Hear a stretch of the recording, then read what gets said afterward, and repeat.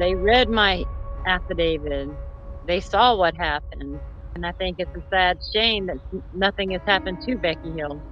The juror, known as the Egg Lady, is just part of the reason why Alex Murdaugh is getting a new trial in the horrific deaths of his wife Maggie and son Paul. Now she and her lawyer are speaking about the bombshell opinion released by the state's high court.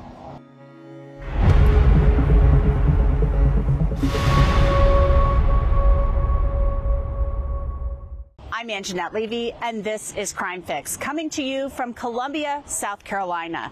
I am standing in front of the Supreme Court of the state. This is where that bombshell opinion, the stunning opinion vacating Alex Murdaugh's double murder conviction, was released. In 2023, a jury found Alex Murdaugh, a prominent member of a South Carolina legal dynasty, guilty of murdering his wife Maggie and son Paul at the family's Moselle hunting estate.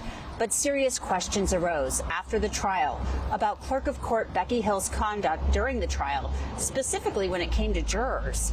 Hill pleaded guilty late last year to misconduct in public office and perjury charges related to the trial, but she was never charged with jury tampering. But some believe she should have been, specifically Juror 785. She's Myra Crosby, who was known as the Egg Lady because she asked to retrieve a dozen eggs from the juror room after she was dismissed by Judge Newman before deliberations began. The reason? Judge Newman found that Crosby had discussed the case with her tenants. What do you have in there? A dozen eggs. Say it again? A dozen eggs. A dozen eggs? Yeah, one of the others. Now here's Becky Hill from a hearing in January 2024 talking about her interactions with the Egg Lady. You asked her questions before she was even examined by the judge, did you not? Your Honor, I did not ask her any questions. I find that the clerk of court is not completely credible as a witness. Ms. Hill was attracted by the siren call of celebrity. In the end, the justices here at the Supreme Court in South Carolina found that Becky Hill's actions were improper. The unanimous opinion stated, for 6 weeks in early 2023, the eyes of the nation focused on Colleton County, where the state prosecuted notorious former attorney Richard Alexander Murdaugh for the murders of his wife Maggie and son Paul. Both the state and Murdaugh's defense skillfully presented their cases to the jury as the trial court deftly presided over this complicated and high-profile matter. However, their efforts were in vain because Colleton County Clerk of Court Rebecca Hill placed her fingers on the scales of justice, thereby denying Murdaugh his right to a fair trial by an impartial jury. And guess what? These justices actually cited the Egg Lady in their opinion. The Egg Lady was known as Juror 785. The justices wrote, in contrast to Hill's testimony, Juror 785 averred at the hearing before the trial court and in an affidavit Murdaugh attached to his motion for a new trial that Hill interrogated her about the social media posts and whether she had been in contact with her ex-husband. In the affidavit, Juror 785 related that Hill, knowing the juror's fears about her ex-husband, informed her that law enforcement officers questioned the ex-husband about the posts, offered to reinstate restraining orders Juror 785 had against him, and speculated that the Murdaughs probably got to the ex-husband when he called Juror 785 on the morning of the verdict. Juror 785 asserted Hill asked her whether she and the other jurors were inclined to vote guilty or not, and told her that everything Murdaugh said had been lies. She also stated that before Murdaugh testified, Hill told the jurors not to be fooled by the evidence Murdaugh's attorneys presented. So I'd like to bring in the Egg Lady. She is Myra Crosby, and she is also the author of Enough is Enough. Myra, thanks so much for coming on. How are you doing? And what are your thoughts on this opinion by the Supreme Court vacating Alex Murdaugh's conviction? I think it was 100% justified. I don't know anybody that would think otherwise. You can't have justice with a jury that's different. You know, I think back to that hearing back in January of 2024 where Justice Toll didn't allow you to testify, but your affidavit was admitted, and Becky Hill was questioned about her interactions with you. How did you feel about that after watching that hearing? I was angry at first because, everybody thought that I was out to get rich from writing a book. I never wrote my book until after the evidentiary hearing, when I was denied the right to tell my story. I had proof what Becky Hill did to me, and it was wrong on so many levels. And what she said on that stand was a bunch of lies, and she was only found for one count of perjury. And you go through that entire hearing. I'm thankful that the Supreme Court justice did just that. They read it word for word. They read the SLED report. They read my affidavit. They saw what happened. And I think it's a sad shame that nothing has happened to Becky Hill. Well, she did have the charges that she pleaded guilty to, the perjury charge, the misconduct in public office, the obstruction of justice. She didn't get any jail time, though. Is that what you're referring to? No, I'm saying they should have actually investigated her for jury tampering. They said there wasn't enough evidence to charge her with jury tampering. Well, I find that hard to believe when the Supreme Court saw it. They stated it in their, in their order. They pointed it out, and nothing has happened. They mentioned you, the justices did, in the opinion, and this was a unanimous opinion. This wasn't just 3 of the 5. This was all 5 agreeing that Alex Murdaugh deserved a new trial, and that Becky Hill was wrong, and that what she did with the jury was wrong. And they mentioned you in their opinion. When you read that they actually mentioned you and factored you into their decision, how did that make you feel? Vindicated. I felt vindication after all this time and things that have been said about me and the stories that have been told. I felt vindicated. What were the things that were said about you? Oh, that I was not credible. I've had so many stories said that I was writing to Mr. Murdaugh in jail. I've never met the man. I've only saw him in court. Different things were said, and over and over after hearing, oh, she's not credible, she's a liar, she talked to this one and she talked to that one. No, that's incorrect. Justice Toll questioned Ms. Hill on that, about talking to me, and she lied about that. And felt that when Justice Toll confronted her about that and said, well, how do you, define that Judge Newman said he wasn't happy about you talking to her, she still denied it. So, now you've got the Attorney General's office saying that it was harmless error. That's not harmless error. Yeah, fleeting and foolish, I think, are what they called her comments in their argument. Take me back to when Becky Hill first approached you, and it was through Mr. Bill, if I'm not mistaken, correct? Yes, ma'am. We were all in the jury room, and Mr. Bill came in the jury room and summoned me and said the clerk needs to speak with you. So I left the jury room, and she took me into a private office, and that's when she questioned me about the alleged Facebook post that never was seen. And what happened during that conversation?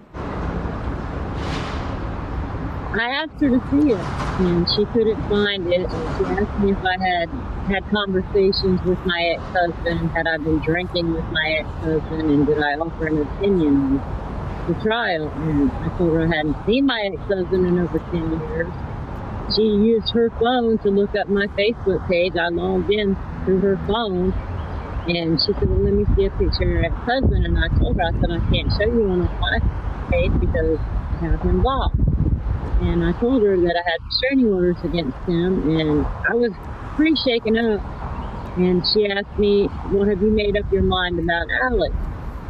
Have I come to a decision on a verdict? And I said, no. I said, I just want to hear everything. I'm undecided right now.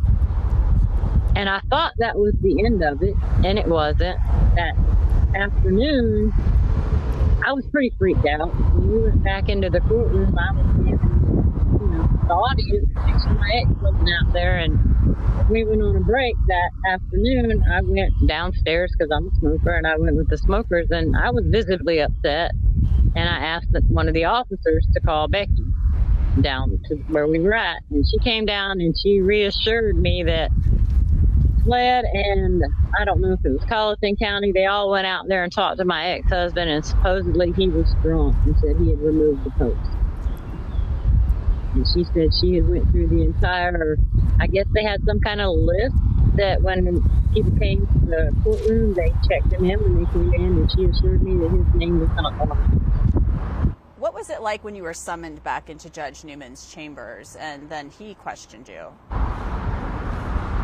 Well, he asked me when I got there, I don't know what I'm allowed to say and what I'm not allowed to say, but he asked me when I got in there, did I know why I was in there? And I said, yes. I said, because Becky told me about the Facebook post.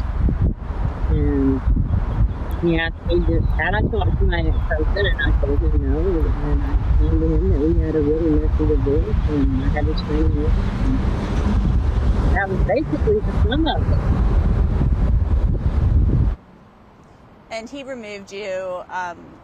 It sounded like, and according to the transcript, it sounded like they were saying you did speak with your tenants about the case. And both of my tenants have adamantly said that was a lie. So moving forward, are you going to be following this case? What are you going to be doing? I'm going to continue on with my life and move on. I wrote the book, as you said, because enough is enough so that I could tell my story. I had no other option to get the truth out, and that's what I did. And as far as Murdaugh, I wish him the best. I hope he gets a fair trial. And unfortunately, I don't think anything will ever happen to Becky Hill other than what she's done to herself, but she really should have charges brought against her. For jury tampering? Yes, ma'am.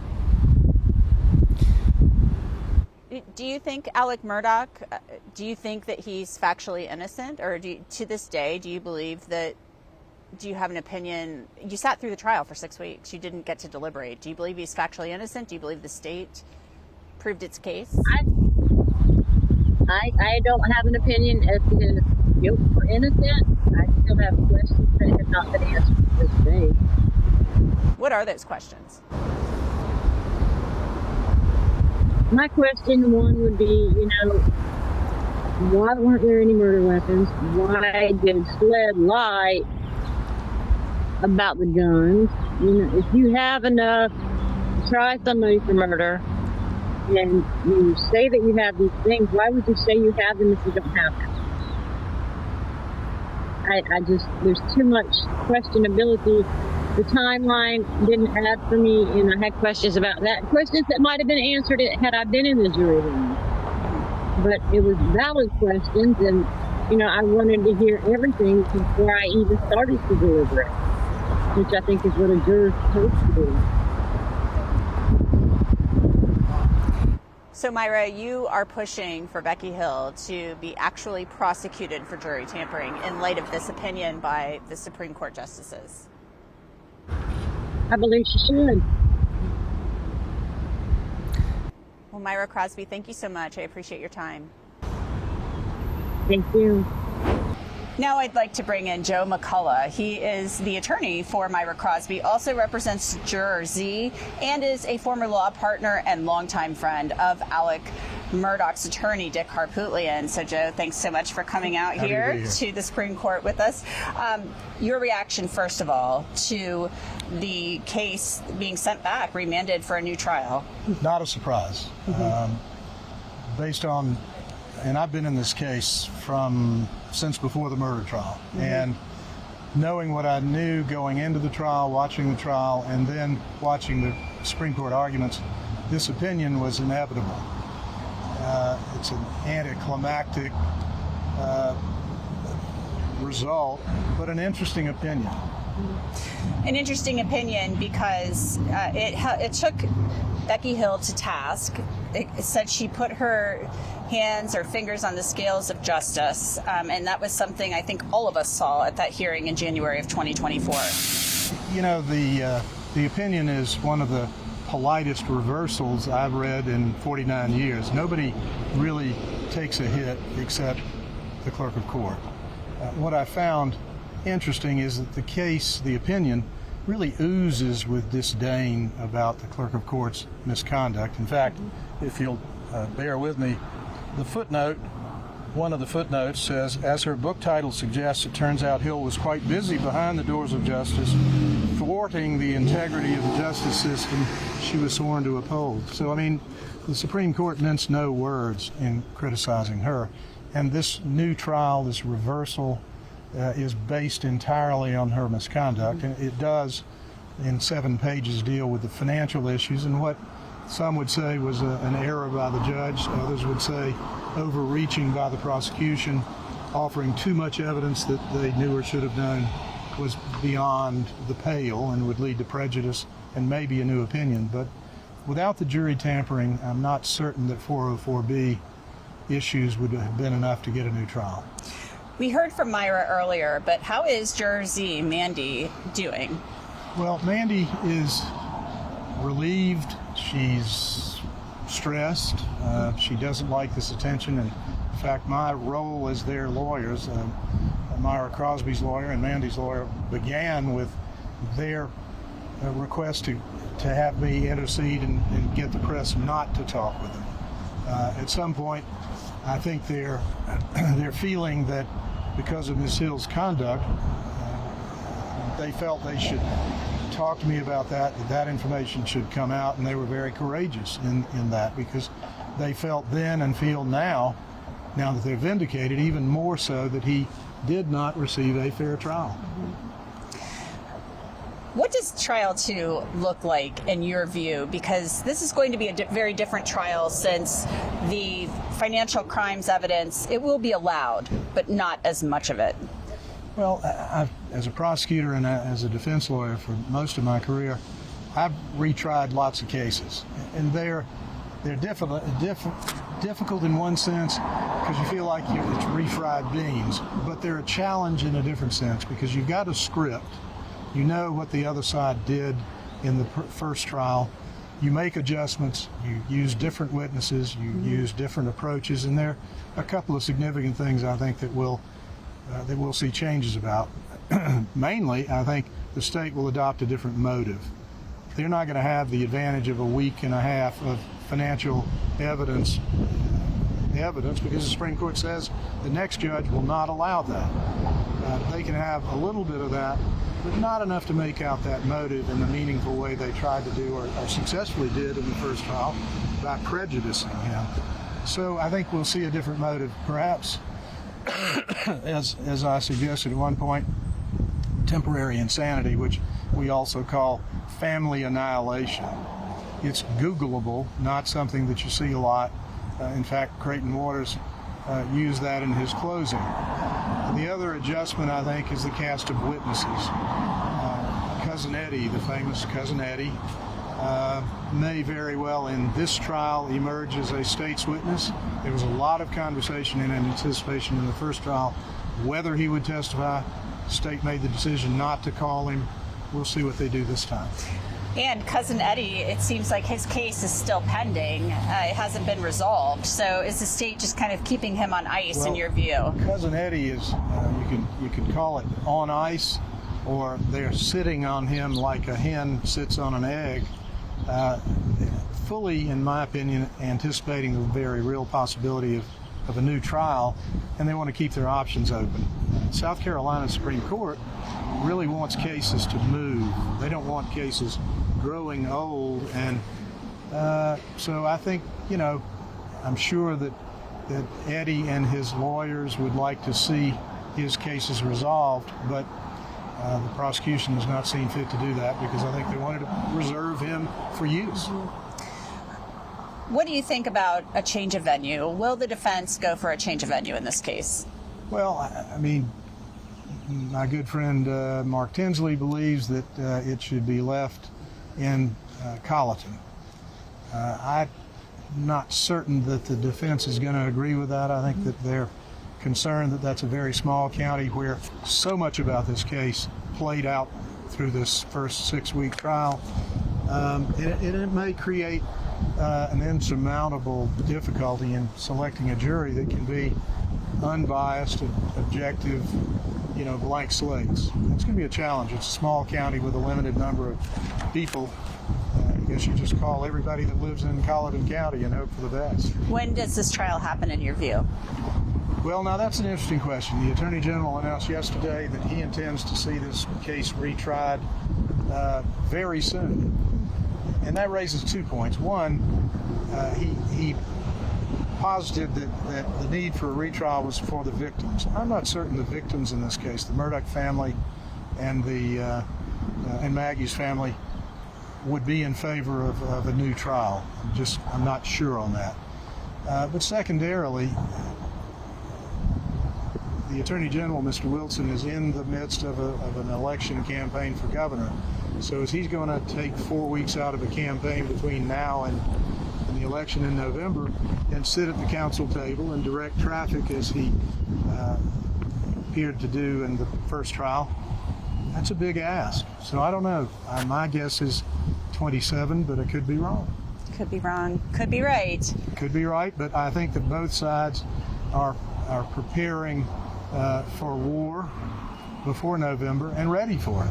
Does Alex Murdaugh take the stand in the next trial?